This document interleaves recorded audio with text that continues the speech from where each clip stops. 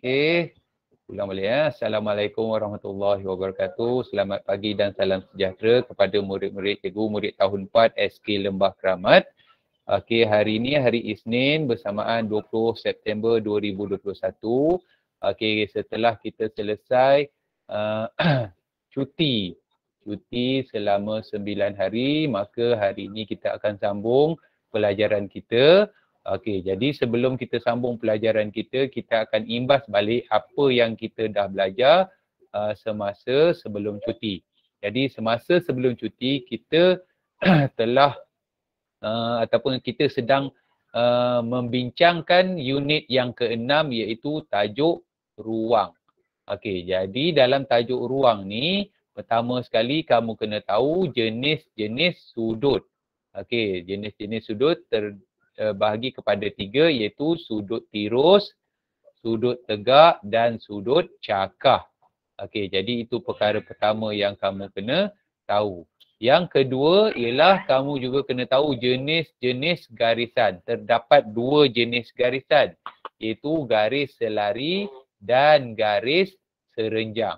Jadi garis selari tu macam mana? Okey, jadi ni contoh yang terdapat pada Jamboard tu. Garis selari adalah satu garis di mana jarak antara garisan pertama dengan garisan kedua tu adalah sama panjang dan garis selari ni dia tidak akan bersilang. Kalau bukan garis selari, contohnya yang ini. Ni bukan garis selari.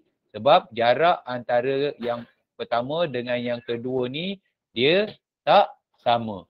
Maka bila tak sama maknanya dia akan bersilang. Dia akan bersilang dekat situ.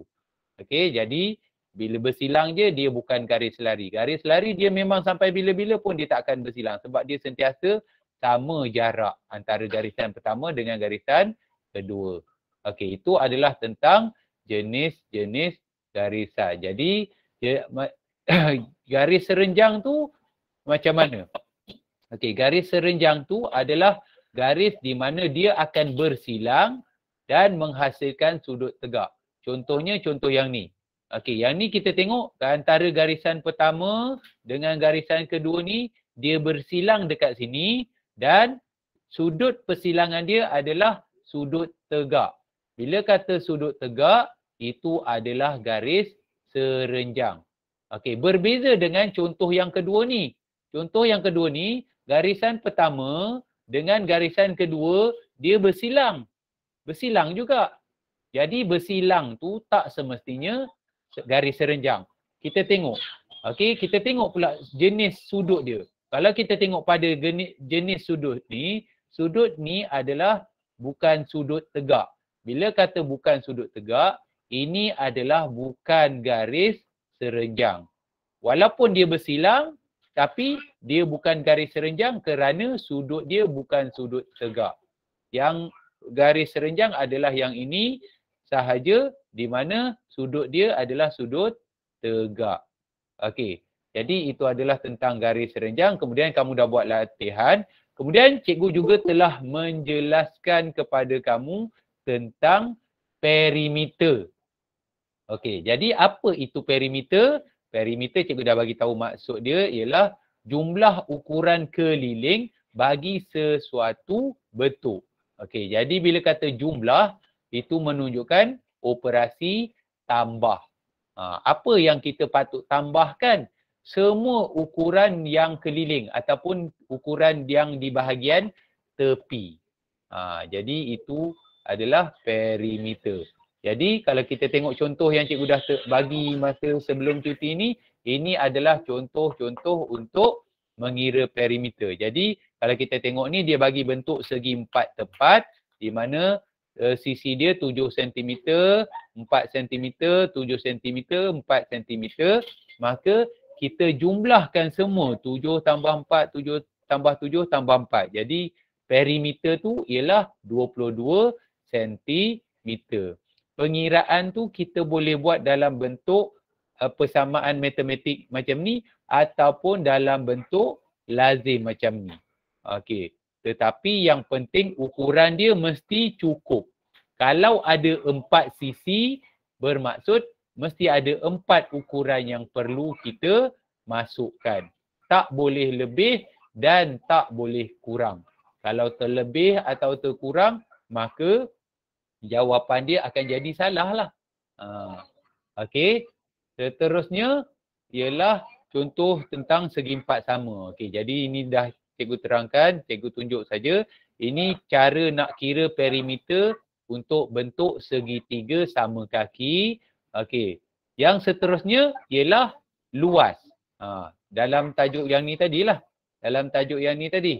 Dia yang ni. Okey, perimeter dan luas. Jadi yang tadi cikgu terangkan, mula-mula cikgu terangkan tentang perimeter. Kemudian barulah cikgu terangkan tentang luas. Jadi apa itu luas? Okey. Luas ni maksudnya jumlah permukaan yang dilitupi oleh sesuatu bentuk. Jadi apa maksud yang dilitupi? Yang dilitupi itu maksudnya bahagian yang berada di permukaan. Itu maksudnya. Okey, yang berada dekat permukaan. Okey, jadi kita nak tahu, nak kira luas ni dia ada rumus ataupun ada formula.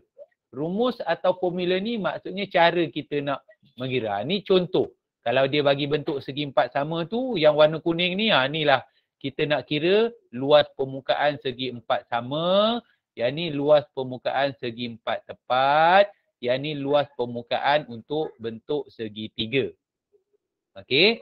Jadi cara nak kira luas permukaan untuk segi empat sama dan segi empat tepat, rumus ataupun formula dia ialah panjang darab lebar. Jadi kita tahu berapa panjang dan berapa lebar, kita darabkan saja ukuran untuk panjang dan ukuran untuk lebar. Contoh yang cikgu tunjuk dekat sini, panjang dia 5 cm, lebar dia 5 cm, maka 5 cm darab 5 cm. Jadi bila kita kira 5 darab 5 tu, kita akan dapat 25 cm. Dan untuk unit luas ni, dia punya tu adalah padu. Atau bukan padu, persegi. Jadi bila kita sebut 25 cm persegi. Tapi simbol untuk persegi adalah 2 kecil yang ni. Yang cikgu buat bulatkan ni. Okey, itu adalah simbol untuk persegi. Okey, jadi ini cara nak kira luas permukaan bagi bentuk segi empat sama. Dan yang ni pula cara nak kira luas permukaan untuk segi empat tepat. Jadi cara dia ialah kita gunakan rumus yang sama, iaitu panjang darab lebar. Jadi kalau ikutkan dekat sini, panjang untuk luas segi empat sama ni adalah 7 cm. Manakala lebar untuk segi empat sama ni ialah 4 cm. Jadi macam mana kita nak tahu luas permukaan untuk bentuk segi empat tepat ni? Kita darabkan saja. 7 cm darab 4 cm. Maka kita kiralah dekat sini 7 kali 4, 28. Jadi sentimeter darab sentimeter, sentimeter persegi. Jadi bermakna bila kita sebut 28 cm persegi. Jadi ini adalah cara ataupun contoh bagaimana nak mengira luas segi empat tepat. Dan seterusnya yang ketiga adalah bagaimana cara untuk mengira luas segitiga. Jadi untuk mengira luas segitiga, sama juga dia ada rumus yang perlu kita gunakan dan kita perlu hafal rumus tersebut. Jadi rumus tersebut adalah 1/2 darab tapak darab tinggi. 1/2 ni adalah dalam erti kata lain ialah setengah.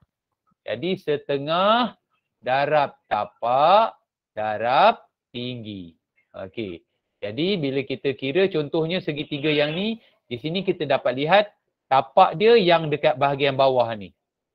Tapak dekat bahagian bawah, tinggi adalah daripada bawah ni sampai ke puncak yang dekat atas ni. Itu adalah ketinggian dia.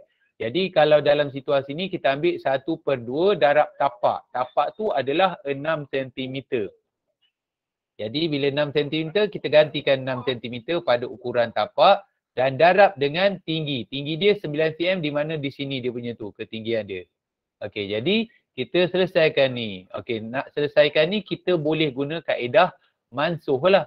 kaedah mansuh ni cikgu dah ajar dalam tajuk pecahan. Okey. Jadi macam mana? Okey, kita tengok 2 dengan 6 ni adalah 2 dengan 6 adalah gandaan dalam sifir 2. Maka kita boleh mansuh ataupun kita kecilkan dia guna sifir 2, maka kita dapat 2 bahagi 2 dapat 1, 6 bahagi 2 kita akan dapat 3. Maka kita selesaikan 3 darab 9 dapatlah 27 cm persegi. Jadi itu adalah contoh yang untuk kira luas segitiga, dan cikgu juga dah bagi latihan pada buku aktiviti muka surat 86 iaitu soalan 1 hingga soalan 5. Jadi itu adalah apa yang cikgu dah ajar pada sebelum cuti. Panjang lebar cikgu terangkan buat imbasan supaya kamu ingat balik apa yang dah kita belajar. Jadi untuk hari ini kita akan teruskan lagi pelajaran kita. Okey. Jadi sebelum tu cikgu akan clearkan dulu tentang apa yang kita dah tu lah. Okey, jadi ni cikgu biarkan dulu. Okey, ni cikgu clearkan. Okey, cikgu perlu clearkan. Okey. Cikgu clearkan. Ni sama juga clearkan. Ni clearkan. Okey. Jadi lepas ni cikgu tak payah ulang. Kalau kamu rasa lupa, kamu boleh pergi ke YouTube channel cikgu lah untuk kamu ulang kaji balik apa yang dah cikgu terangkan tentang tajuk perimeter, luas, okey. Dan juga hari ni kita akan belajar tentang isi padu. Begitu juga kamu nak buat ulang kaji tentang garis terenjang dan garis lari. Jadi kamu boleh pergi pada YouTube channel cikgu. Cikgu create YouTube channel tu. Sebenarnya YouTube channel cikgu tu dah lama cikgu buat, cuma tak aktif sebab sebelum ni tak ada keperluan sangat. Cikgu pun bukannya seorang YouTuber yang aktif. Jadi cikgu aktifkan balik tu dengan tujuan untuk memudahkan kamu. Jadi kamu rajin-rajinlah tengok dekat YouTube channel cikgu tentang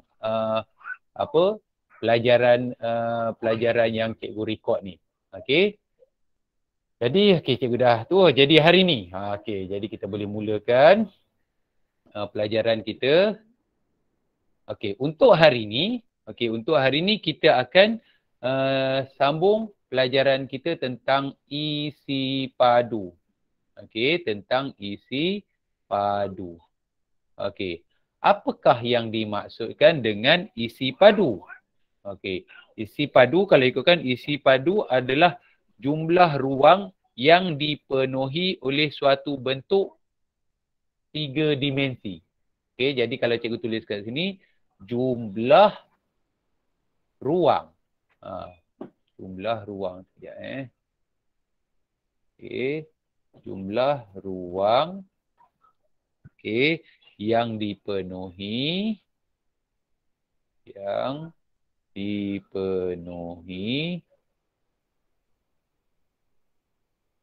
jumlah ruang yang dipenuhi oleh suatu bentuk,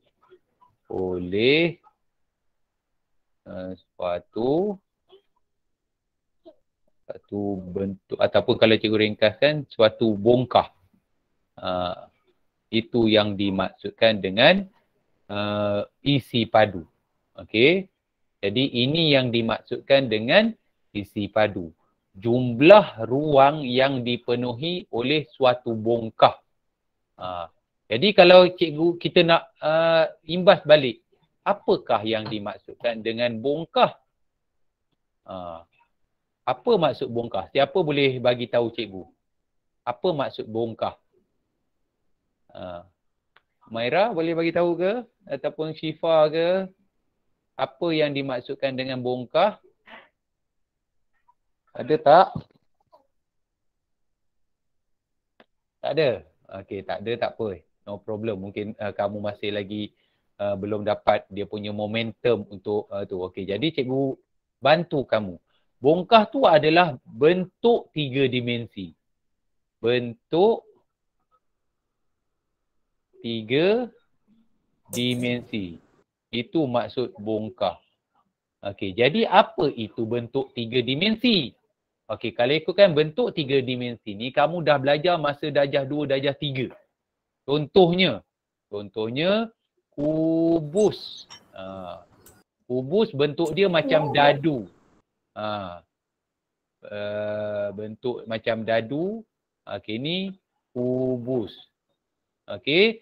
Lepas tu apa lagi bentuk 3 dimensi ataupun apa lagi bentuk bongkah ni? Silinder. Kuboid. Kuboid. Ada yang sebut silinder, betul juga. Okey, kuboid tu bentuk dia macam ni. Okey, bentuk dia macam ni. Okey. Ni bentuk kuboid. Okey. Kemudian tadi ada yang sebut silinder, betul. Itu bentuk 3 dimensi lah. Silinder. Silinder bentuknya macam ni. Okey. Ni lakaran saja. Okey. Lepas tu apa lagi bentuk silinder yang kamu dah belajar? Kubus, kuboid, silinder, lagi?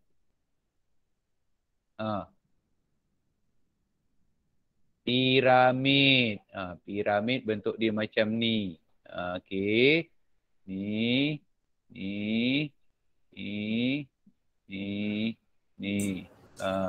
Ni adalah piramid. Okey. Lain daripada piramid, apa lagi? Kon. Bagus. Kon.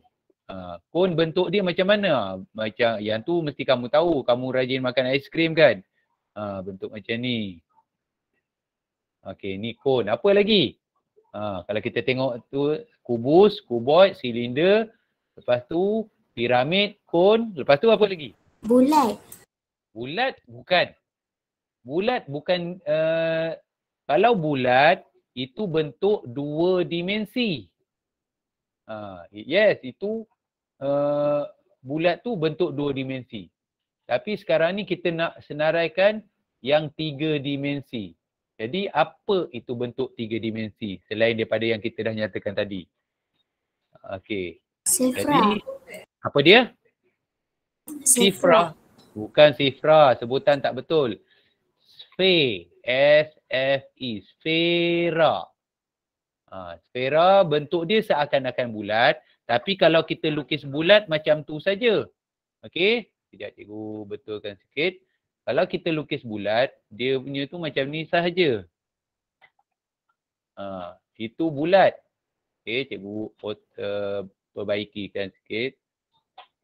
Okey. Okey. Okey, jadi itu kalau bentuk bulat. Tapi kalau bentuk sfera, dia macam ni. Dia ada garisan macam ni. Belakang dia garisan putus-putus.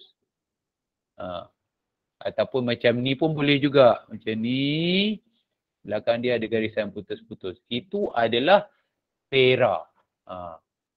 Ataupun kalau kita nak faham apa itu bulat, apa itu sfera. Bulat tu, bulat adalah macam gelung rotan. Okey, itu bentuk bulat. Kalau sfera dia bentuk bola dia berbentuk sfera. Okey. Okey. Boleh faham tu?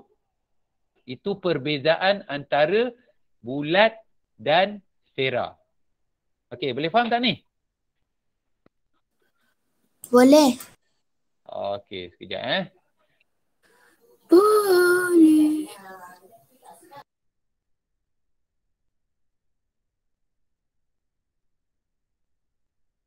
Okey, boleh sambung kita sambung. Okey, jadi itu perbezaan antara bulat dan sfera. Jadi itulah dianya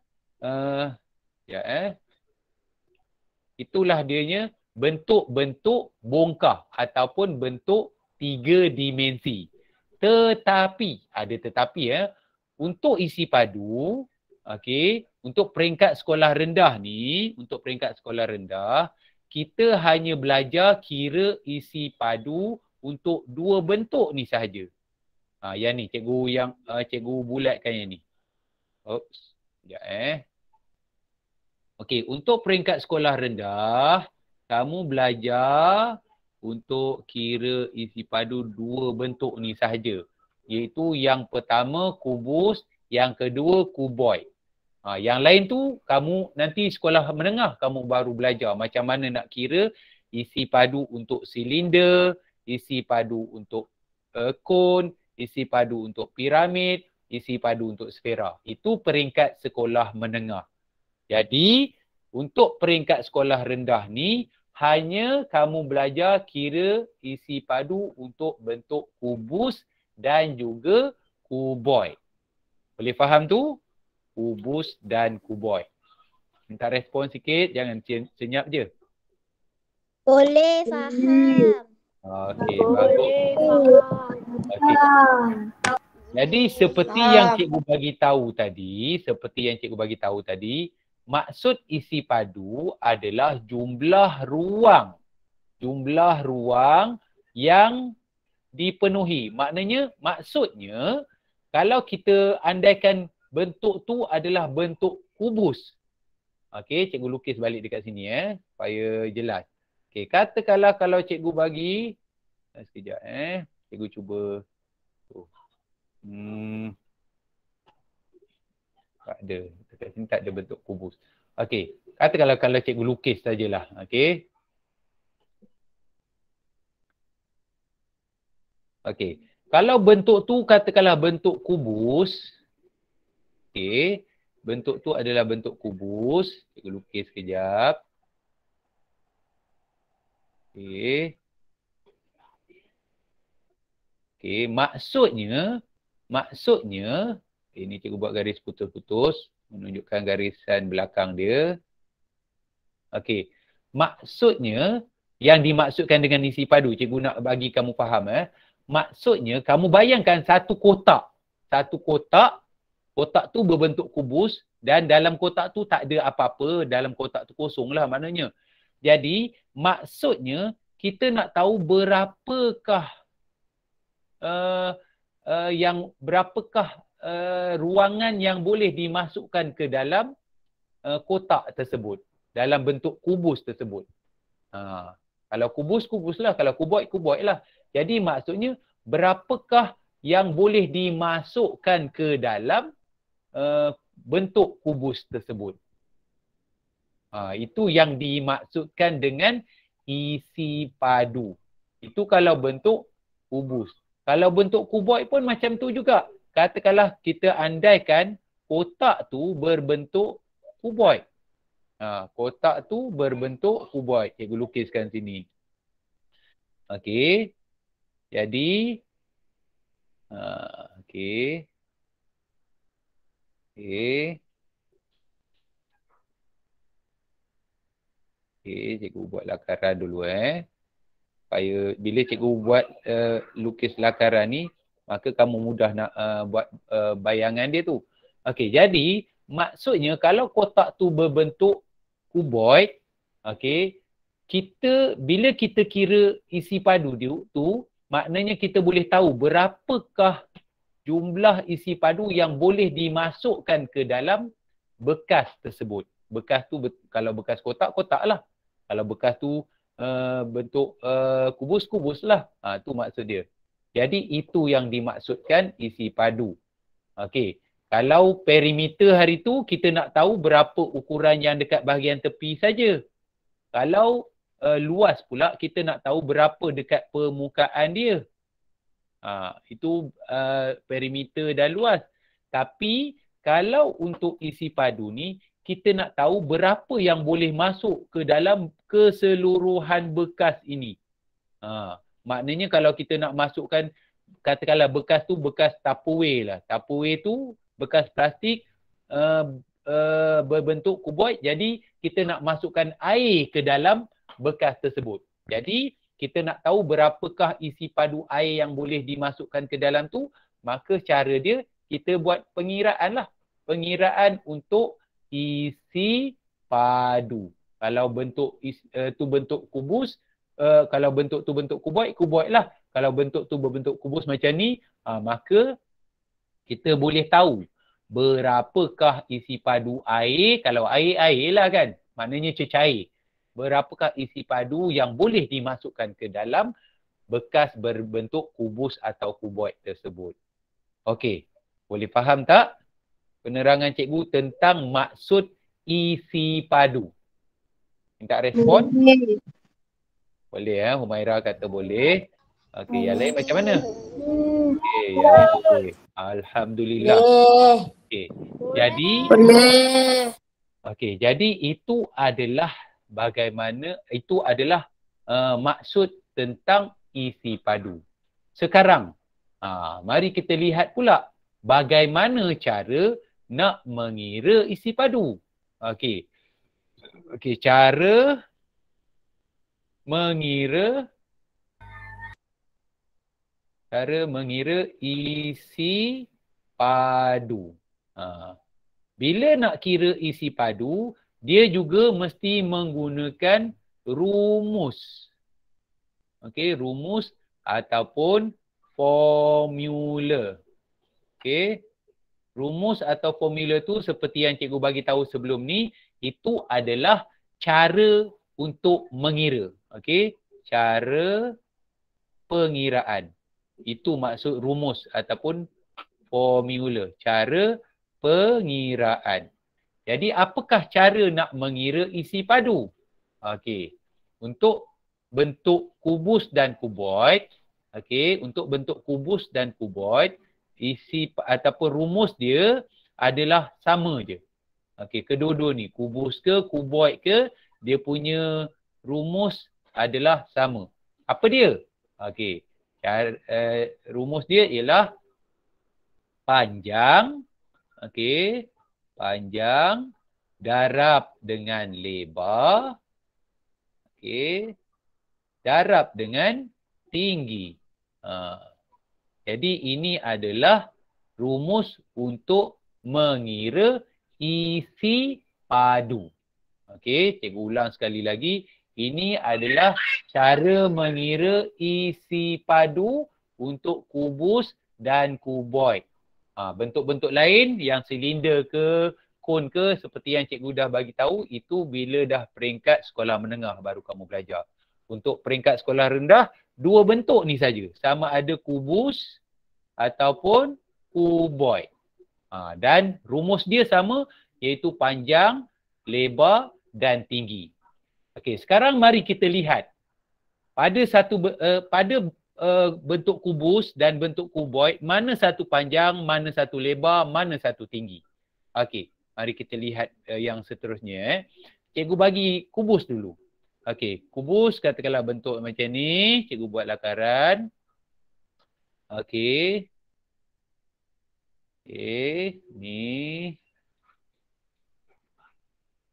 Okey. Jadi panjang adalah garisan yang mendatar. Jadi ini adalah ukuran untuk panjang. Okey. Yang ini, yang garisan condong ni adalah garisan untuk lebar. Dan yang menegak ni adalah garisan untuk tinggi. Jadi cikgu ulang sekali lagi, garisan yang mendatar ni adalah garisan untuk panjang, garisan yang condong ni adalah garisan untuk lebar, manakala garisan yang menegak ni adalah garisan untuk tinggi. Okey, jadi sekarang katakanlah cikgu bagi contoh, cikgu bagi andaian, katakanlah kubus ni, kubus. Ini adalah kubus kubus. Seperti yang cikgu dah bagi tahu sebelum ni, kubus ni ciri-ciri kubus semua sisi sama panjang. Okey, semua sisi sama panjang. Bila kata semua sisi sama panjang, maknanya panjang dia panjang dia, lebar dia dengan tinggi dia sama dia ukuran dia. Contoh, katakanlah kalau cikgu bagi ni, yang ni panjang dia adalah 5 cm. Okey. Jadi bila panjang dia 5 cm, kalau dalam soalan pun, kalau dia bagi bentuk kubus, dia akan bagi satu ukuran saja. Jadi bila kamu baca rajah di bawah menunjukkan sebuah kubus, bila kata kubus, Dia bagi satu ukuran je, maknanya panjang dia dia bagi panjang 5 cm, maknanya lebar dia juga adalah 5 cm, 5 cm dan tinggi dia juga adalah 5 cm.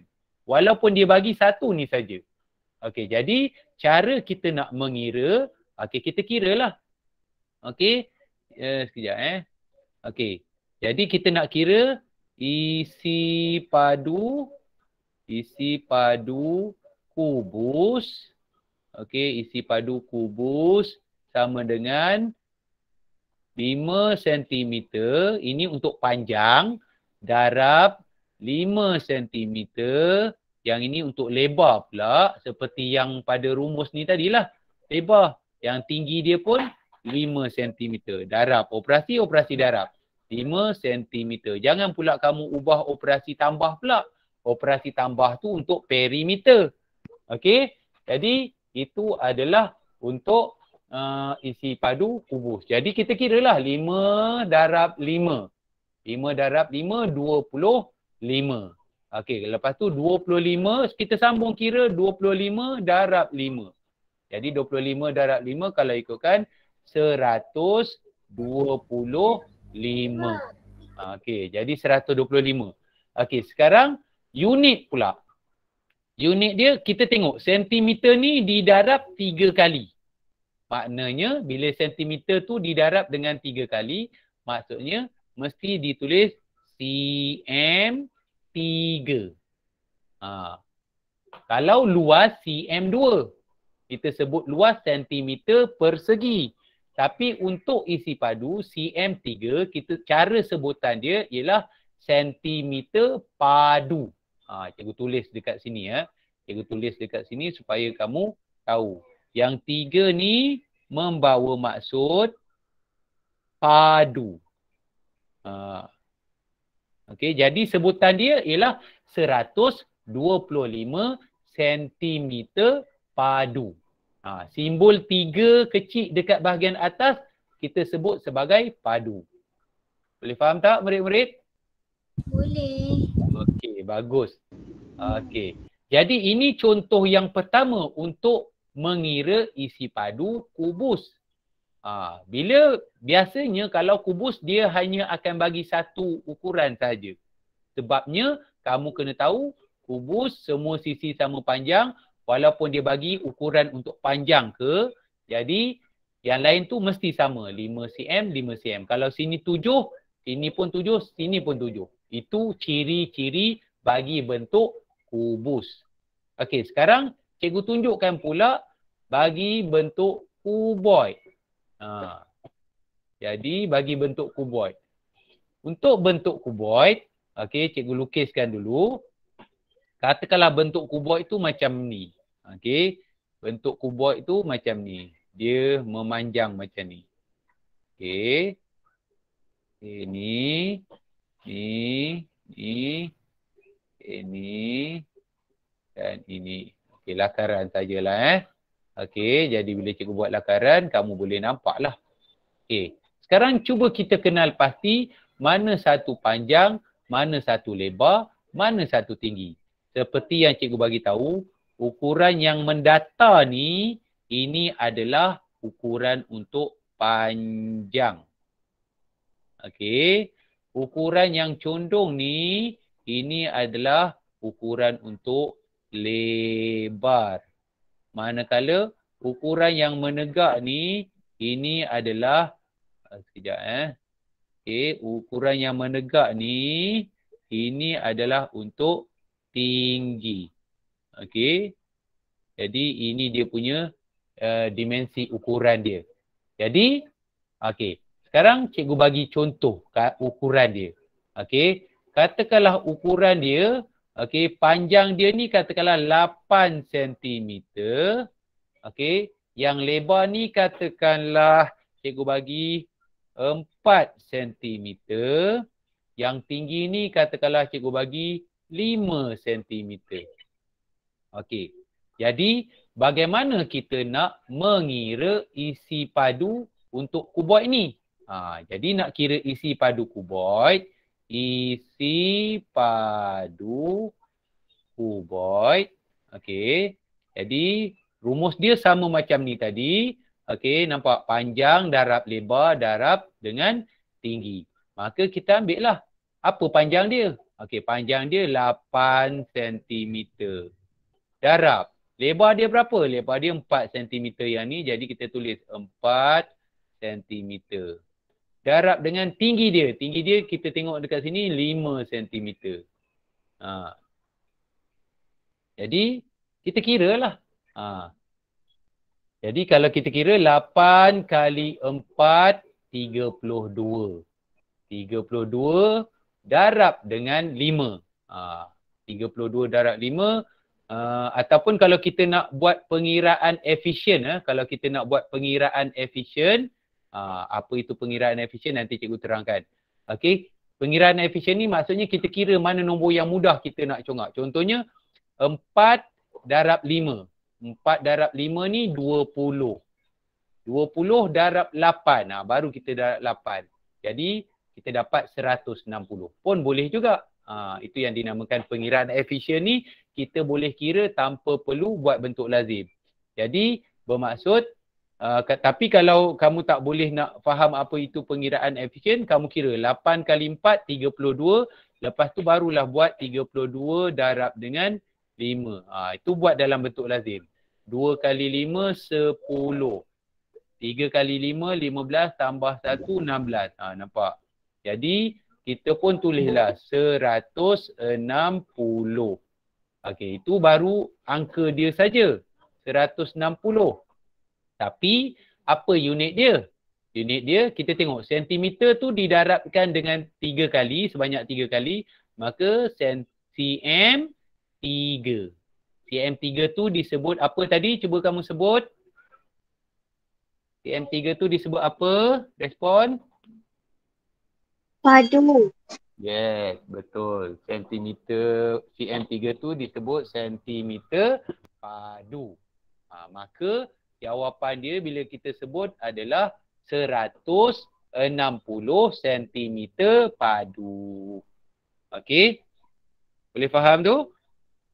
Boleh. Okey. Jadi ada apa-apa pertanyaan yang kamu nak kemukakan tak? Tak ada, cikgu. Tak ada, cikgu. Okey, kalau tak ada, kalau tak ada sebagai tugasan. Maknanya untuk hari ni kita dah selesai tajuk unit yang ke-6 iaitu tajuk ruang. Yang di mana tajuk kecil yang terakhir iaitu tentang isi padu pepejal. Okey. Jadi untuk itu sebagai tugasan, tugasan sebelum tu cikgu nak pastikan dulu ada apa-apa pertanyaan tak yang kamu nak kemukakan yang mungkin kamu kurang jelas, yang kurang faham ke, boleh kemukakan dulu. Tak ada. Tak ada Tak ada. Okey, kalau tak ada cikgu boleh bagi tugasan. Okey, sebagai tugasan cikgu nak kamu buat latihan buku aktiviti. Okey, buku aktiviti yang biasa kita gunakan iaitu buku sukses kan. Okey, buku aktiviti.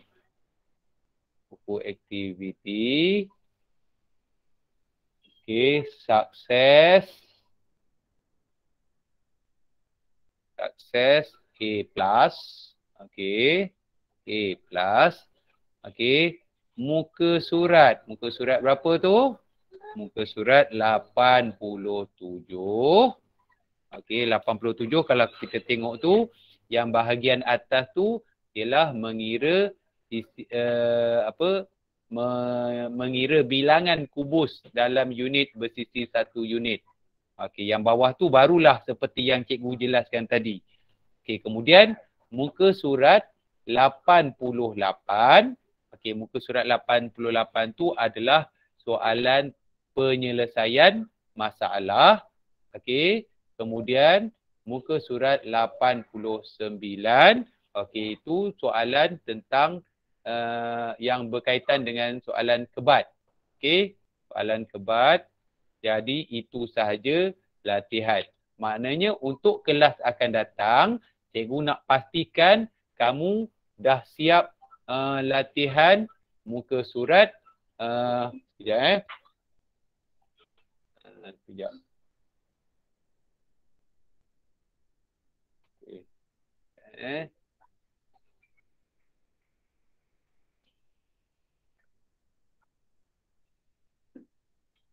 Cikgu nak cikgu nak pastikan kamu siap muka surat 87 sekurang-kurangnya. Okey, 87. Okey, 88 ni kalau kamu dapat buat sendiri sangat-sangat bagus, tapi kalau tak dapat tak apa, kita akan bincangkan pada kelas akan datang. Begitu juga dengan muka surat 89. Okey, maknanya kelas hari Rabu nanti kita akan buat sesi perbincangan untuk yang ini sahaja. Okey. Boleh faham tu? Boleh. Boleh. Boleh Okey, sekejap mana dia. Okey. Jadi kalau tak ada apa-apa tu, jadi pastikan cikgu nak mention betul-betul, pastikan kamu buat tugasan yang cikgu minta kamu buat. Jadi kalau tak ada apa-apa pertanyaan, kita boleh tamatkan kelas kita dengan bacaan tasbih, kifarah dan surah Wal-Asr. Bismillahirrahmanirrahim. Subhanakallahumma wa bihamdika asyhadu an la ilaha illa anta astaghfiruka wa atubu ilaik. Bismillahirrahmanirrahim. Wal-'asr innal insana lafi khusr illa allazina amanu wa amilus solihat wa tawasaw bil haqq wa tawasaw bis sabr. Sadaqallahul azim. Okey, sebelum kamu tinggalkan kelas, cikgu nak cek sekali lagi tentang nama kamu yang dalam ni. Sebab cikgu tengok ada tadi Muhammad siapa sekejap cikgu tengok tadi ada seorang Muhammad Yusuf Daniel ni. Ini bukan guna akaun MOE ni. Betul nama dia ke? Nama kamu ke ataupun nama orang lain? Nama saya cikgu. Okay. Betul nama dia. Okey, memang betul nama kamu, tak ada masalah lah. Okey, sebab cikgu nak pastikan tentang kedatangan ni biar dicatat. Okey. Okey, sebab kamu tadi masuk pun agak lewat sikit kan. Okey, jadi cikgu akan stop recording dulu. Okey.